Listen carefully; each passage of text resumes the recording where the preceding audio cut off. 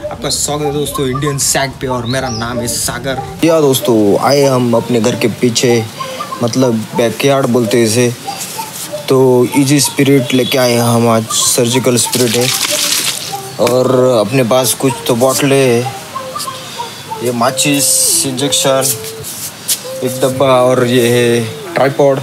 हम करेंगे एक्सपेरिमेंट अपने बैकयार्ड में। तो यहाँ पे सेफ्टी की पूरी तैयारी हो चुकी है, मतलब ग्लोव्स भी नहीं और जो आई सेफ्टी होती है वो भी कुछ भी नहीं है। हम करेंगे डेयरिंग के भरोसे। तो आप देखते रहिए, पूरा देखिए, सब्सक्राइब, लाइक, शेयर कीजिए। हम मतलब धमाका करने वाले आज।